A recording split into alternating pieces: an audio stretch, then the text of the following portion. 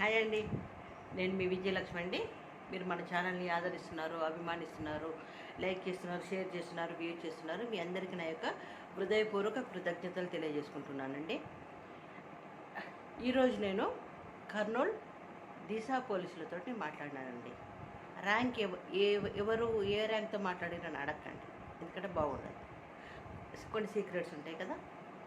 అయితే ఆ దిశ పోలీసు వాళ్ళు వాళ్ళతోటి మంచి ఆఫీసర్, మంచి అతను చాలా బాగా మాట్లాడిండు, మంచి రెస్పాన్స్ ఇచ్చిండు.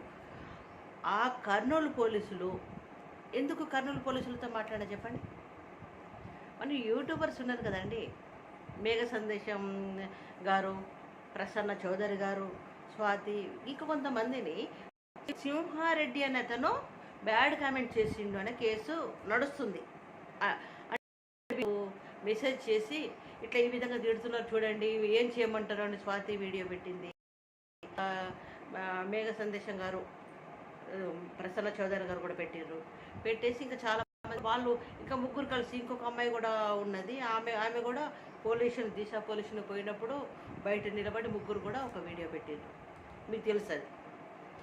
అప్పుడు వాళ్ళు పోలీసులు కంప్లైంట్ ఇచ్చిన తర్వాత వాళ్ళు పై అధికారులపై కలిసిర్రు. తర్వాత అతను దిశ ఆఫీసర్కి ఎండార్ చేసిన తర్వాత కేసు రిజిస్టర్ అయింది. సెక్షన్స్ మీద కేసు రిజిస్టర్ అయిందంటే 506 అంటే క్రిమినల్ ఇంటిమిడేషన్, బెదిరించడం అండి. చంపుతాను బెదిరించడం. ఆ బెదిరించడం ఈ సెక్షన్కి 506కి 7 years ఇంప్రిజన్మెంట్ ఉంది. 509 సెక్షన్ 509 ఐపీసీలో దీంట్లో ఇది 1 year ఇంప్రిజన్మెంట్ ఉంది. అట్ ది సేమ్ టైం ఇది 509 ఏంటంటే ఒక లేడీని గెస్చర్తో కానీ అని కన్ను కొట్టడం కానీ ఇట్లా అనడం కానీ ఇటువంటి అన్నమాట చేసి ఇన్సల్ట్ చేసి మోడెస్ట్ ఆఫ్ ఏ ఉమెన్ అన్నది దీంట్లో వస్తుంది. 509 ఐపీసీ. దీనికి 1 year జైలు శిక్ష ఉంది. ఇంకా 66E ఐటీ కూడా పెట్టారు.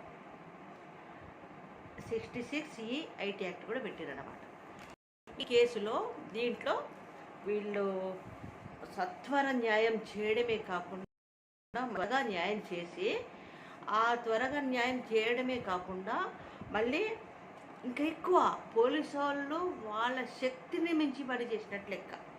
ఎట్లంటే చాలా మటుకి కేసుల్లో మనము నేను మొన్న ఒక వీడియో పెట్టినాను. 41 CRPC ప్రకారంగా నోటీసులు ఇస్తున్నారు కానీ కోర్టుకు పంపడం లేదు. అరెస్ట్ చేస్తున్నారు, నోటీసులు ఇస్తున్నారు. రాజు కట్టడిచ్చినని మీకు ఒక వీడియోలో చెప్పినాను. అయితే ఆ విధంగా నోటీసులు ఇస్తున్నారే కానీ కోర్టుకు పంపడం లేదు. ఏ కేసులో కూడా కోర్టుకు పంపడం లేదు. సుప్రీంకోర్టు చాలా సీరియస్గా ఉంది. కోర్టుకు పంపడం అన్నది వద్దు అంటుంది. ఎందుకంటే అన్నెసర్లీ పోలీసులు బ్లేమ్ అయిపోతున్నారు. మళ్ళీ పోలీసులు కొంచెం ఇల్లీగల్ యాక్ట్ చేస్తున్నారు అన్నది ఒక నిందలు వచ్చేసినాయి అనమాట. 24 hours కన్నా ఎక్కువ పెడుతున్నారని, కొడుతున్నారని, ఇట్లా రకరకాల అలిగేషన్స్ వస్తున్నాయి కదా. అందువలన ఇది పోలీసుల కస్టడీలో లేకుండా వెంటనే 24 గంటల లోపల వాళ్ళ షూరిటీ ఎవరైనా ప్రొడ్యూస్ చేసి వాళ్ళు షూరిటీ తెచ్చుకున్న తర్వాత బెయిల్ ఇచ్చి పంపించేయాల్సి. అటువంటిది పోలీసు వాళ్ళు పెద్ద ఆఫీసరు, డిఎస్పీ గారు వీళ్ళందరూ కూడా మేజిస్ట్రేట్ తోటి మాట్లాడి మేజిస్ట్రేట్ ముందట ఈ సింహారెడ్డిని ప్రొడ్యూస్ చేశారు. ఇప్పుడు ఇదే ఒక కేసే ఇంత ప్రొడ్యూస్ చేయడం. ఎవరు ఏ కేసులలో చేయడం లేదు. అయితే అట్లా ప్రొడ్యూస్ చేసిన తర్వాత అక్కడ నుండి బెయిల్ ఇచ్చిండ్రనమాట. అక్కడ ఇచ్చింది, పోలీసులు కాదు.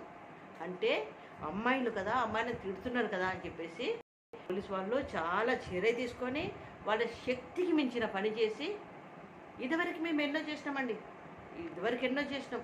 కోర్టు పంపడము రకరకాల చేశారు, అందరూ చేశారు. కానీ ఇప్పుడు అలా కాదు. ఎందుకంటే హ్యూమన్ రైట్ కమిషన్ ఉంటుంది, రకరకాలుగా మళ్ళీ హైకోర్టు జోక్యం చేసుకుంటుంది, హెబియస్ కార్పస్ పిటిషన్ పడుతుంది. ఇట్లా రకరకాలుగా పడి పోలీసు వాళ్ళకి వాళ్ళ ఉద్యోగాలు చేయడం కష్టంగా ఉంది. ఇప్పుడు అమ్మాయిలు తరపులు ఏమంటారు, వాడిని తీసుకుపోయి కొట్టలేదు, తిట్టలేదు, వాడిని లాకప్లో పెట్టలేదు అంటే రకరకాలుగా అంటారు. అబ్బాయి వాళ్ళు ఇటువంటివి అంటే ఇల్లీగల్ కస్టడీ అని చెప్పేసి, రాంగ్ఫుల్ కన్ఫైన్మెంట్ అని చెప్పేసి తీసుకొని వస్తారు. అందువల్ల పోలీసుల డ్యూటీ చాలా కష్టంగా ఉంటుంది, చాలా కష్టం కూడా. అయినా కానీ ఆయన కేసు అని ఆ విధంగా చేసిండ్రు, అరెస్ట్ చేసిండ్రు. అరెస్ట్ చేసిన తర్వాత అతను బెయిల్ తీసుకుని బయటకు వచ్చిండన్న విషయం పోలీసులకు సంబంధం లేదు. అరెస్ట్ అయినట్లు లెక్కే.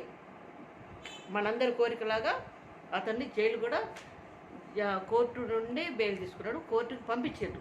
జైలుకి పోయినా అది మేజిస్ట్రేట్ ఇష్టం, జైలు పంపించారా లేదా అన్నది. ఇట్లా దీంట్లో ఎక్కడంటే ఆత్మకూరు ఈ సింహారెడ్డి అన్నట్టయినా దాంట్లో అక్కడ దగ్గరలో కొత్తపేట అండి,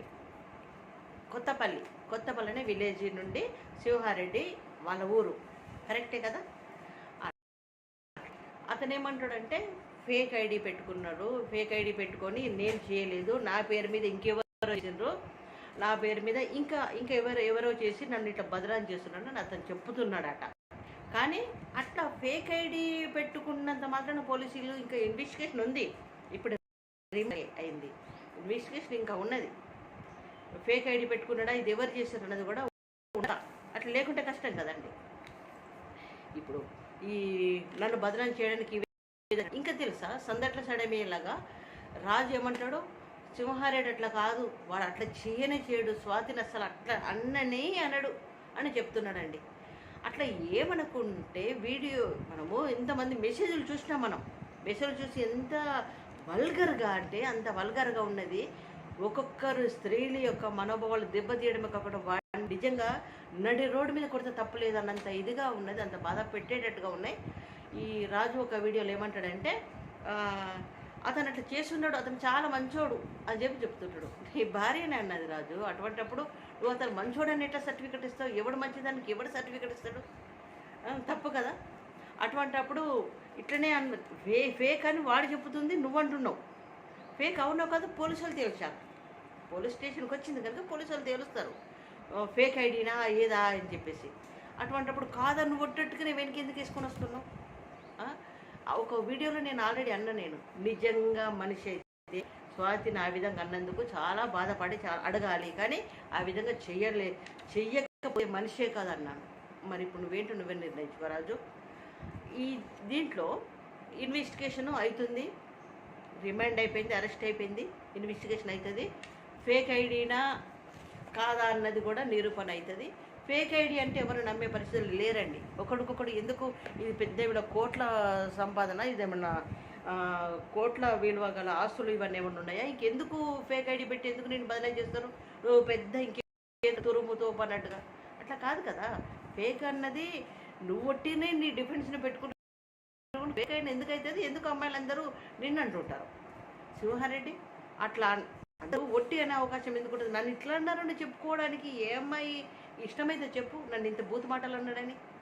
అటువంటి ఫేక్ అది ఇదని చెప్పేసి నువ్వు అనుకుని ఏదో అనుకుంటే ప్లీ తీసుకుంటే ఇన్వెస్టిగేషన్లో చట్టం, న్యాయం, ధర్మం ఇవన్నీ ఏమీ ఊరుకోవు, అన్నీ ఖచ్చితంగా బయటపడతాయి. బయటపడ్డ రోజు ఇది ఎట్లా ఛార్జ్షీట్ అవుతుంది కేసు. ఇంకా వీళ్ళు ఏం చేయాలంటే డిఫర్మేషన్ షూట్ వేయాలండి. డిఫర్మేషన్ షూట్ వేయాలి. సెక్షన్ 500 దాని ప్రకారంగా డిఫర్మేషన్ షూట్ వేసి 2 years ఇంప్రిజన్మెంట్ ఉంటుంది. దీంట్లో సివిల్ కేసు, క్రిమినల్ కేసు 2 వేయచ్చు. డ్యామేజ్ అన్నమాట. డిఫర్మేషన్ అంటే పరువు నష్టం దావా వేయచ్చు. క్రిమినల్ వేయచ్చు, సివిల్ వేయచ్చు. సివిల్ వేస్తేనే డబ్బులు ఎంతైనా సరే దాన్ని బట్టి దానికి వాల్యూ ఉంటుంది. కోర్టు ఇంత కట్టాలి అంటారు. 5 lakhs, 1 లక్షకి డ్యామేజ్ అంటే ఒకలాగా ఉంటుంది, 5 lakhs అంటే దానిలాగా ఉంటుంది. మనం డబ్బులు కట్టి వేయాలి. మళ్ళీ క్రిమినల్ కేసు కూడా ఉంటుంది. క్రిమినల్ అయితే చట్టపరంగా చర్య తీసుకోబడుతుంది. అంతేగాని పోలీసులు చర్య తీసుకోవట్లేదు, పోలీసులు ఏం చేయట్లేదు అని అనుకోవడానికి తప్పండి. ఎందుకంటే ఇటువంటి మెసేజ్లు ఏవైనా ఇంకోటి ఏదైనా కానీ పోలీసులు ఊరుకోరు. అమ్మాయిలు కేసు పెట్టినంటే వాళ్ళ శక్తిని మించి పనే చేస్తుంటారన్నమాట. అది మాత్రం మీ అందరికీ తెలుసుంటుందేమో, తెలుసుకుంటారని చెప్తున్నానండి. అందువల్ల సింహారెడ్డి లాగా ఇంకెవ్వరు చేయకుండా ఉండాలి. ఇటువంటి బూత్ మాటలు ఎవరు కూడా మాట్లాడకుండా ఉండాలి. రాజు ఇంకా నువ్వు ఇంకా స్వాతిని ఇంకా అనడం ఇవన్నీ కూడా తప్పు పని అంటే అట్లా కాదు శివహరెడ్డి అట్లా కాదు నంగనాచి తుంగబుర్ర అని చెప్పడం నీ పిచ్చితనం అది. నీ పిచ్చితనమో నీకు మెంటల్ అయిందో అర్థం కాదు. ఏమీ లేకపోతే పోలీసులు ఎందుకు అరెస్ట్ చేస్తారయ్యా రాజు? ఆ మాత్రం తెలియదా నీకు? ఇంకా అడవిలో పుట్టినట్టుగా జుంబారి అన్నట్టుగా ఆటికో మానవుళ్ళగా మాట్లాడితే ఎట్లా? చట్టం న్యాయం ధర్మం మాట్లాడు కదా. ఈ వీడియో మీకు నచ్చుతుంది అనుకుంటానండి. నచ్చితే దయచేసి సబ్స్క్రైబ్ చేయండి, లైక్ చేయండి, షేర్ చేయండి, వ్యూ చేయండి. బాయ్.